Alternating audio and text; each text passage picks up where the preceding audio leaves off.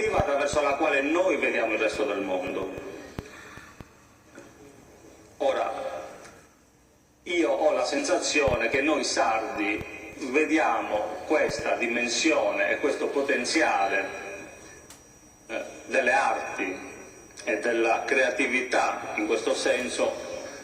diciamo, in modo troppo leggero o superficiale. Aggiungo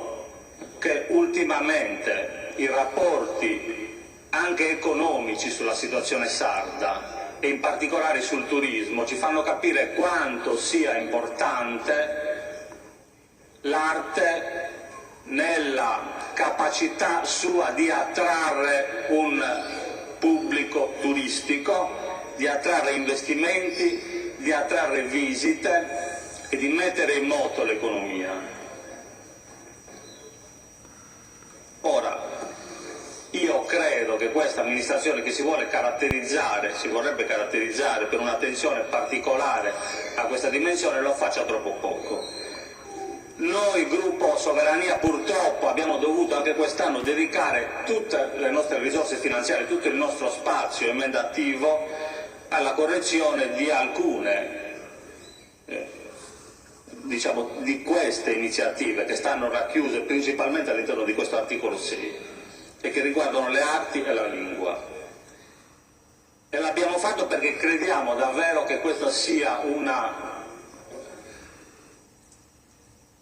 dimensione importantissima del nostro senso di comunità e del nostro volere essere un popolo, e che abbia anche diciamo, un potenziale molto forte nel mettere in moto una certa dimensione economica. Capiamo che nel mondo attuale è necessario avere una molteplicità di direzioni visive, che il mondo ci mette di fronte a una molteplicità di varietà artistiche, di lingue da imparare, di attrattive da valutare, e capiamo anche che dobbiamo trovare un equilibrio tra queste molteplicità. Vogliamo anche però porre alla vostra attenzione, quella della Giunta, quella del Consiglio, la necessità di avere più attenzione per le nostre cose. Faccio riferimento per esempio all'equilibrio che all'interno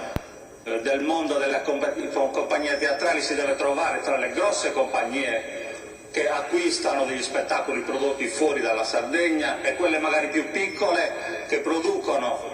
all'interno del nostro spazio e che raccontano la nostra storia. L'equilibrio che si deve trovare attraverso nelle produzioni cinematografiche tra il mondo che rappresenta i produttori e i registi sardi e invece il mondo dei produttori, dei registi non sardi che vengono in Sardegna a produrre. All'interno delle arti l'equilibrio tra la musica lirica, quella classica, quella jazz e quella delle espressioni tipicamente sarde, che pure hanno ottenuto in varie loro espressioni il titolo di patrimonio dell'umanità, che ci impone attraverso l'UNESCO di avere delle norme di tutela che noi non abbiamo attuato né programmato.